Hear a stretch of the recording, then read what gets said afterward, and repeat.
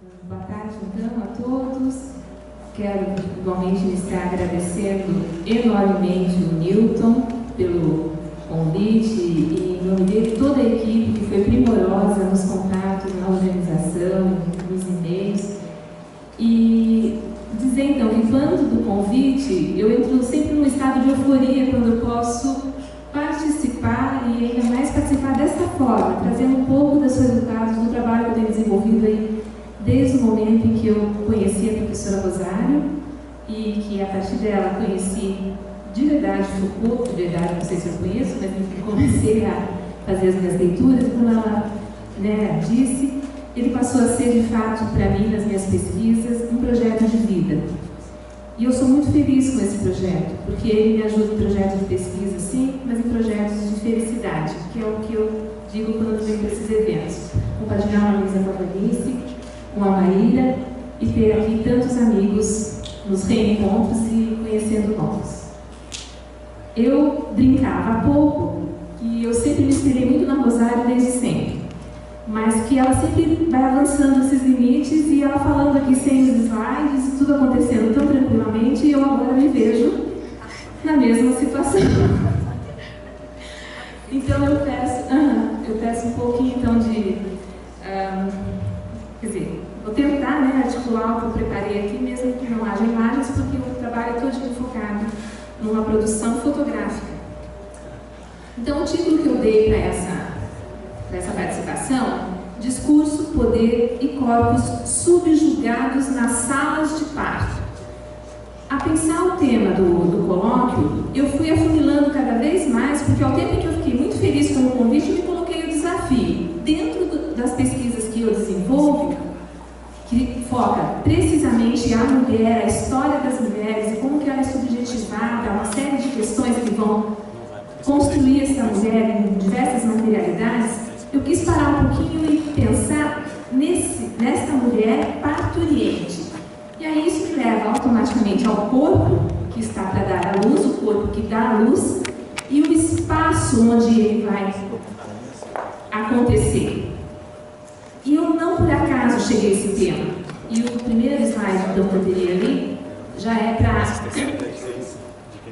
seria para assinalar a participação especial de uma futura médica, que por acaso é minha filha, e este ano inteiro ela me bombardeou de questões a partir de uma disciplina que ela teve no curso de medicina, em que colocava em questão os partos, que os partos de alguma forma diziam, se você não nasce pelo parto natural, lhe falta um hormônio do amor, você é menos mãe se você não tem o seu filho pelo parto natural.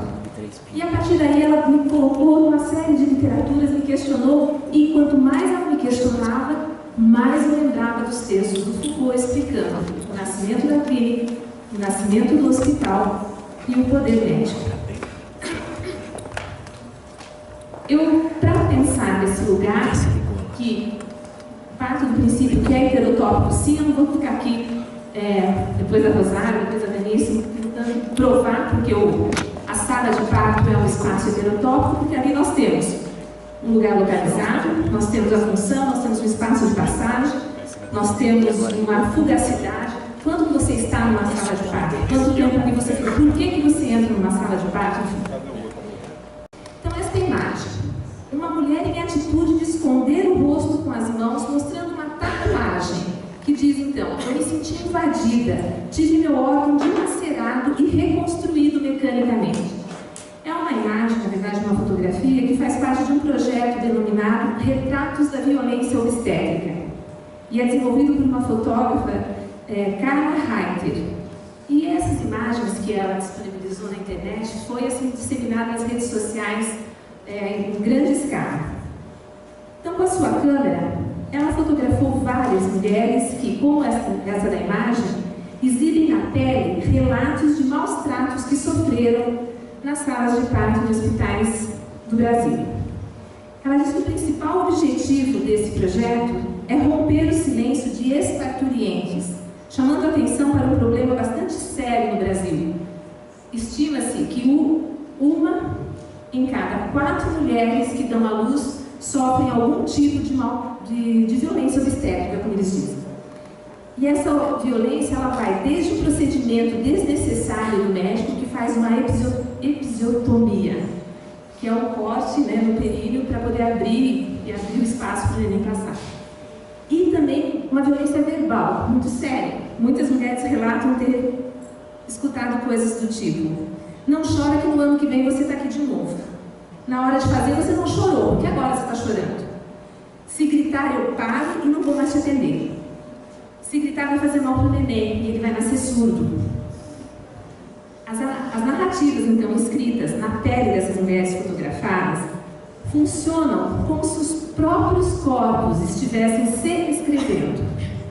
Note-se que são corpos fragmentados e anônimos, valendo-se de uma linguagem que não leva em conta a individualidade. Isso não se dá pelo acaso, imagino, né? Até porque são exatamente assim que se fazem os protocolos médicos. Discursivizadas, essas histórias criam um efeito de alerta, como se estivessem dizendo: então veja o que aconteceu comigo, que para não acontecer com você ou com qualquer outra pessoa que você conheça.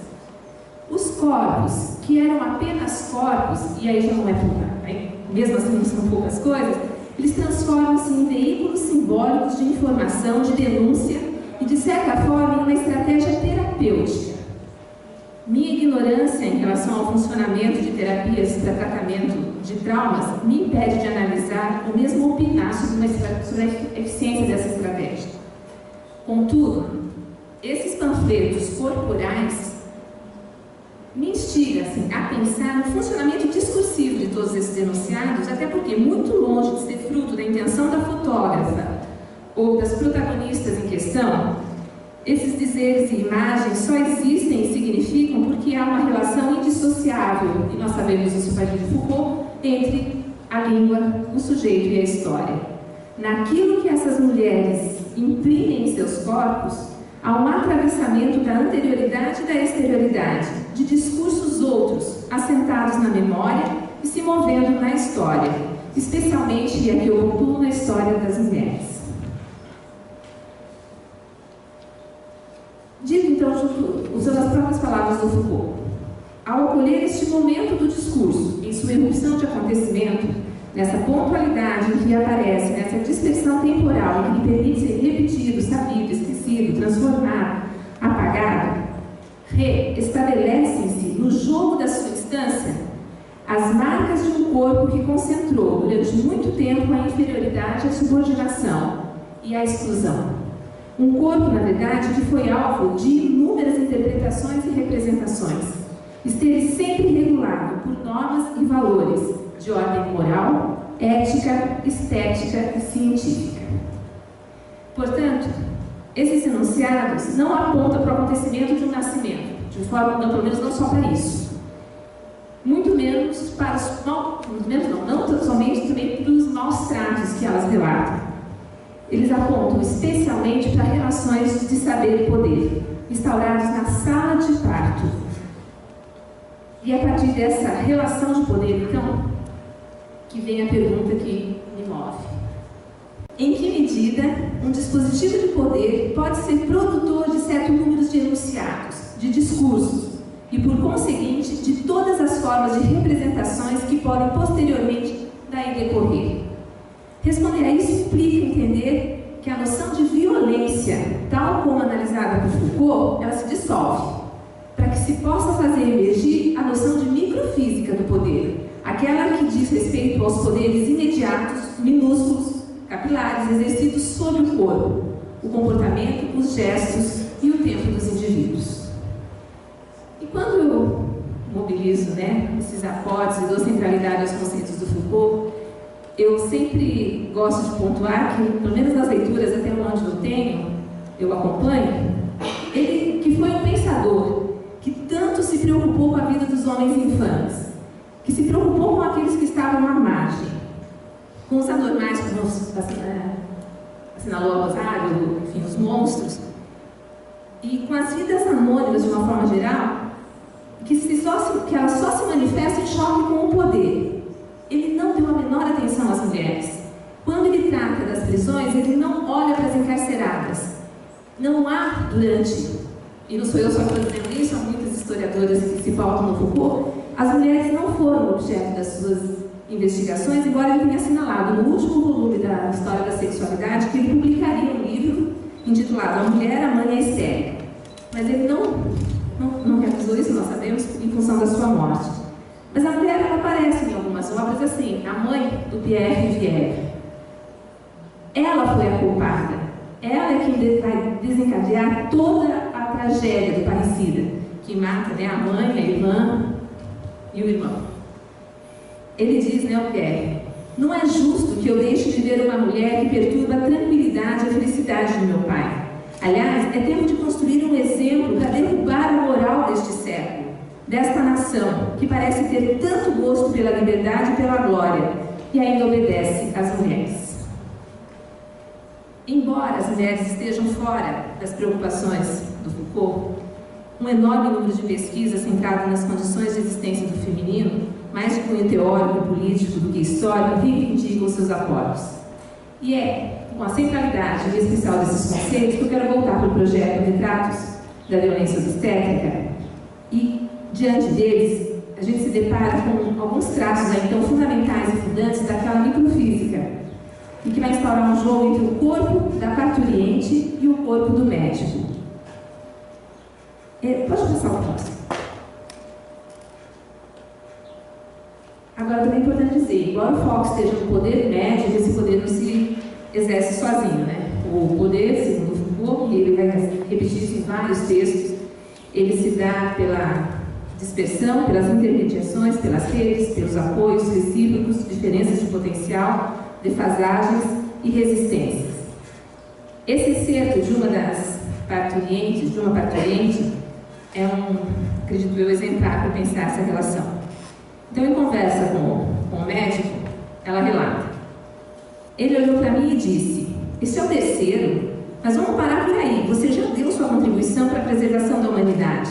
Fiquei constrangida e respondi que meu esposo havia feito vasectomia no decorrer da minha gravidez. Então ele questionou, e se você trocar de parceiro? Senti um soco no estômago e disse, se isso acontecer, eu penso no que fazer. E ele ainda insistiu, dizendo que por uma quarta cesariana ele não se responsabilizaria, pois os riscos eram elevados e que eu pensasse bem. Isso foi escrito por uma menina que faz mestrado lá no meu programa de pós-graduação, e ela discute na dissertação dela os discursos sobre a anticoncepção, sobre o planejamento. O que ela relata, então, mostra que há aí uma interlocução no mínimo conflituosa e assimétrica. Pois nesse diálogo ocorre uma verdadeira recitação de padrões éticos e morais que visam o controle da vida e da morte, numa clara atualização de discursos produzido no e pelo exercício do biopoder. Controlar a natalidade é um dos enfoques valorizados na prática do biopoder, que tanto se aplica a um corpo que se quer disciplinar, quanto a uma população que se quer regulamentar. O médico assegura, ele é claro, que o que ela deve, o que ela não deve fazer com relação à concepção de novos filhos. E extensivamente a sua sexualidade. O marido faz a vasectomia, e ela? O médico, então ele diz, você não pode mais engravidar, eu estou alertando para o risco de você ou de a criança morrer. De saída, o médico se coloca numa posição que desautoriza já um preceito bíblico, né? Crescei-vos e multiplicai-vos, impondo o limite da quantidade de filhos que ela quer ou ela pode então gerar. Enfim, esse corpo atingido pelo poder médico ela perde o direito sobre esse próprio corpo, o direito de gerar a vida, o direito mesmo de morrer. Perde, na verdade, sua autonomia, como explica o Foucault. Em que momento, aí eu me questiono, na não linearidade da história das mulheres, as parturientes tiveram que se submeter a esse tipo de orientação ameaça, abandonando os tradicionais ritos, deixando o nascimento de seus filhos sob a responsabilidade do controle médico? O corpo, então, da parturiente, ele foi vivenciado e expresso no interior de sistemas culturais particulares. Houve uma série de reinvenções das práticas de nascimento. Até porque o nascimento, ele é um fenômeno analisado, escrutinado, interpretado e, sobretudo, moldado e aprimorado ao longo de pelo menos 5 milhões de anos. E que pese toda essa temporalidade, o modelo obstétrico ainda está aí, carente de novos aprimoramentos.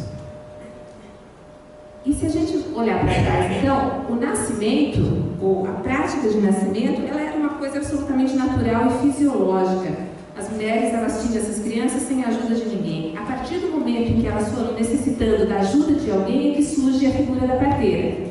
Essa parteira vai, então, durante séculos, ser responsável pela vinda ao mundo de uma enormidade de pessoas.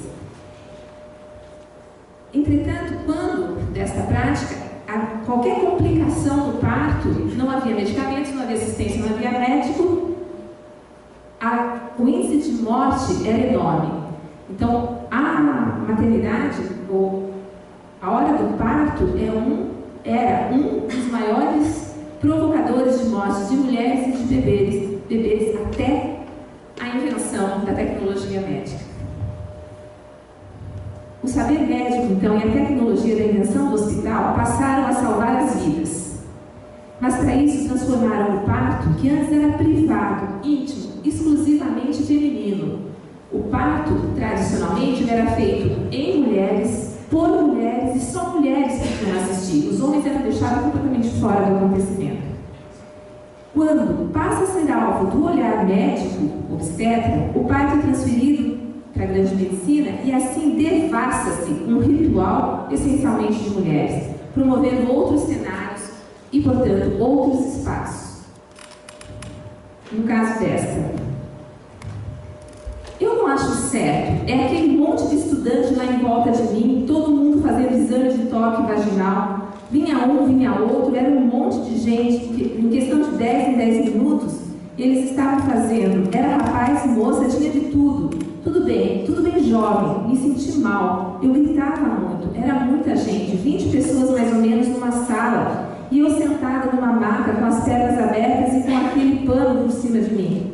Mas para lá todo mundo enxergava onde eles estavam. Era a gente passando ali, saindo de uma porta, entrando na outra. Era horrível. Isso aí eu não aceito, não gostei mesmo. Eu achei constrangedor, eram várias mulheres ali em trabalho de parto, não podia ser uma coisa aberta assim.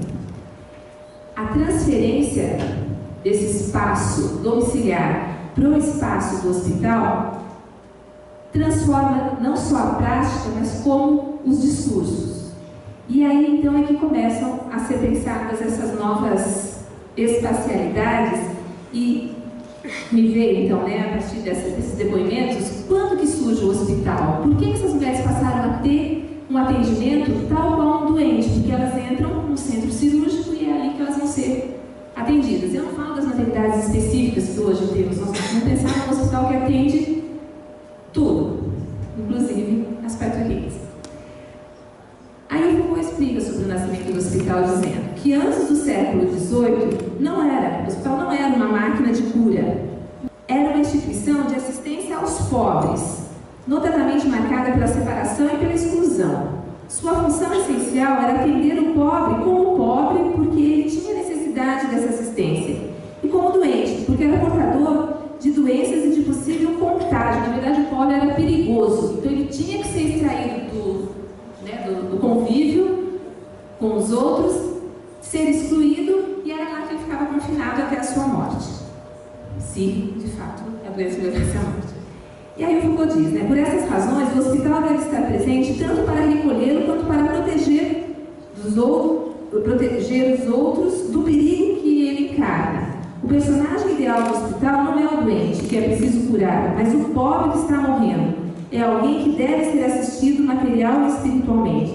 Alguém a quem se deve dar os últimos cuidados e o último sacramento. Então, é um espaço que até o século XVIII, final até, era um espaço da morte. Era um morredouro, como diz o Foucault. E que passa, paradoxalmente, a ser um espaço do nascer. Então, também não era um lugar do médico. Ali havia apenas religiosos e leigos, para fazer uma obra de caridade e conseguir salvar a sua própria alma.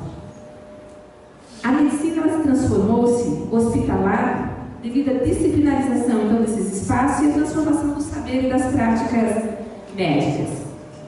Ao longo do texto, eu gosto muito desse esse texto, está lá na Microfísica do Poder, o Foucault vai explicar que esses hospitais, eles só foram transformados num espaço de cura a partir do momento em que havia uma imposição política e econômica. E os primeiros hospitais foram formados nos hospitais militares, porque os soldados, que antes podiam ser quaisquer um, qualquer pessoa podia ser soldado, qualquer mendigo, passou-se a ser aquele que conseguisse manusear um fuzil, aquele que passasse pelo treinamento, aquele que fosse disciplinarizado, aquele que fosse, então, apto à batalha, apto à guerra. Este não podia mais morrer, era muito caro deixar morrer um soldado depois. Então passou-se a pensar na cura desses soldados, os médicos foram convocados para reorganizar os espaços e esses hospitais, então, passariam a curá-lo.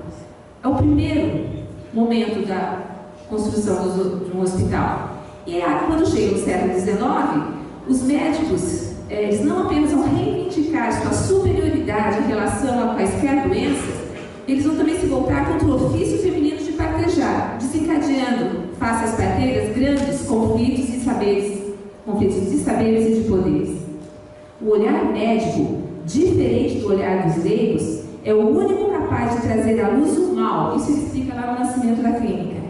Ele traz, então, ele vai pensar no fundo negro das doenças, é ele que enxerga, ele vai iluminar o corpo humano. E esse mesmo olhar é que vai, então, olhar para a mulher parturiente, a mulher grávida.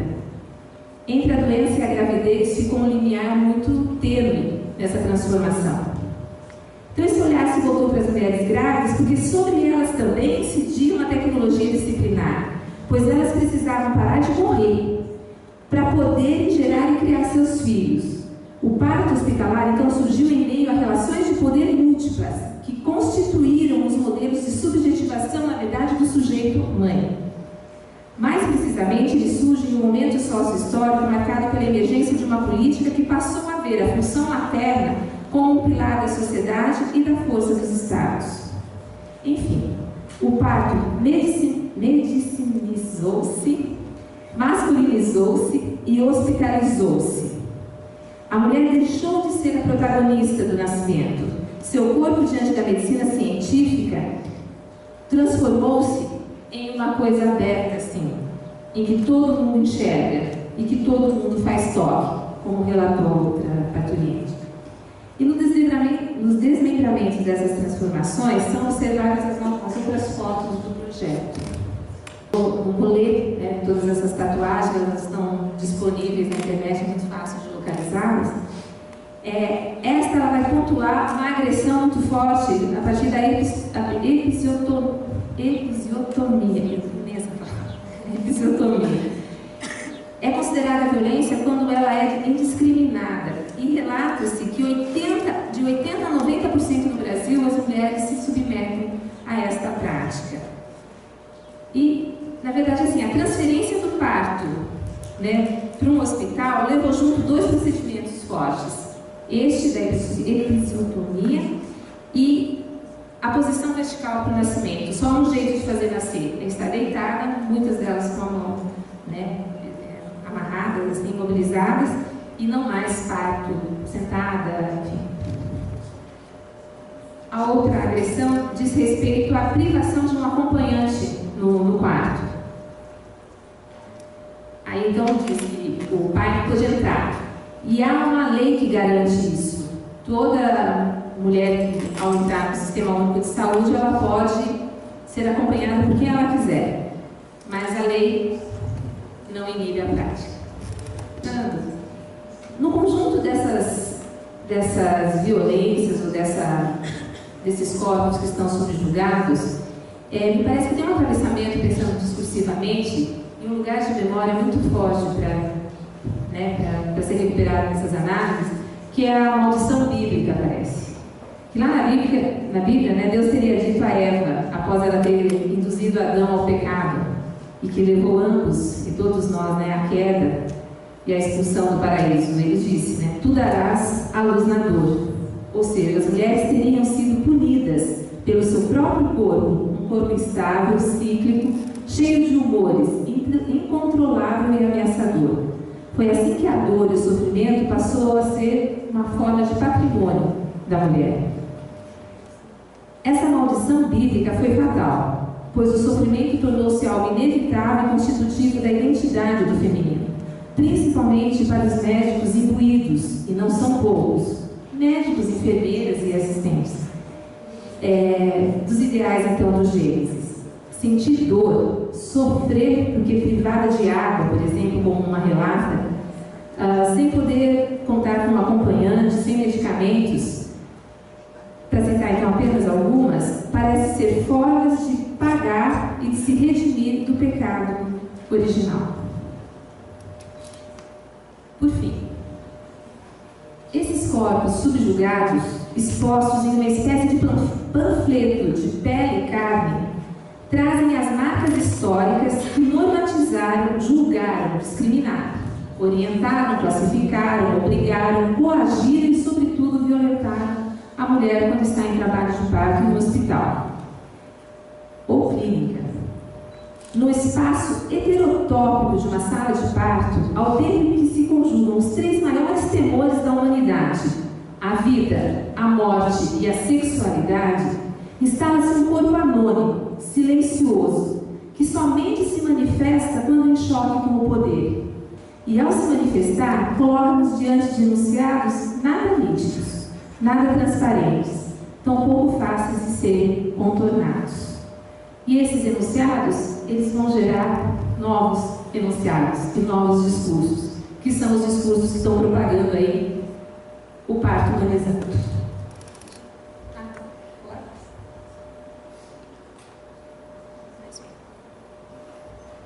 Era isso, então, de forma muito rápida e genérica, o que eu tenho tentado pensar em relação a esse problema. Obrigada.